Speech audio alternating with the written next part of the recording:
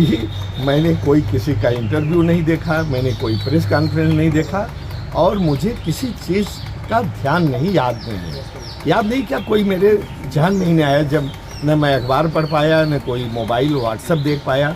ये तो रात को मैं सो रहा था, जल्दी सो गया था, इसलिए आज सुबह मुझे निकलना था बाहर आउट ऑफ स्टेशन, लेकिन रात को ही 1 बजे टेलीफोन आ गया।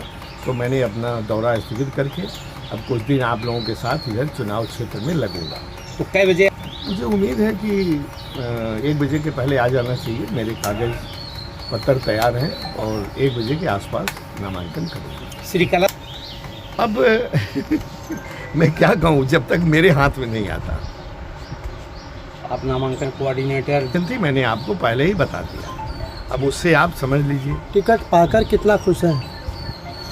नहीं, हम बहुत खुश हैं। वैसे तो आपको मालूम है, आप लोगों के सामने कुछ चंद महीनों पहले मैंने चुनाव न लड़ने की घोषणा कर दिया था, लेकिन मैंने कहा था कि जब तक कोई व्यक्ति, कोई पार्टी मुझे ज़्यादा जोर नहीं देगा तब तक मैं चुनाव नहीं लड़ता। लेकिन माननीय बहन जी का जो मुझे टेलीफोन आया, उन्होंने कहा कि आपको लड़ना है, उनकी तरफ से ही आया, तो आप समझिए कि मैं कितना सौभाग्यशाली हूँ।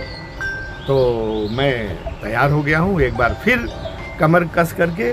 और सिराज हिंद की जनता मुझे लगता है कि मुझे आशीर्वाद देगी, क्योंकि ज्योतिष ने कहा था, एक ज्योतिषी ने मुझे कहा कि अगला एमपी आपको ही होना है।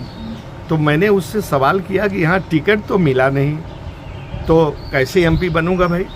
उसने कहा कि अब ये तो मैं नहीं जानता, लेकिन ऐसा योग कह रहा है। और कल जब शाम हुई, फिर मैंने टेलीफोन किया कि कल तो 6 तारीख लास्ट डे है नॉमिनेशन की।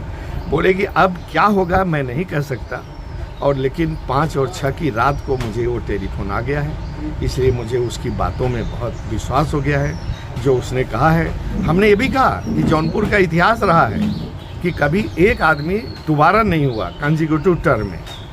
तो उसने कहा कि अब मैं इसको नहीं कर सकता कैसे होगा, लेकिन अगला एमपी आपको होना है। तो उसकी बात का मुझे बहुत विश्वास है और मैं उस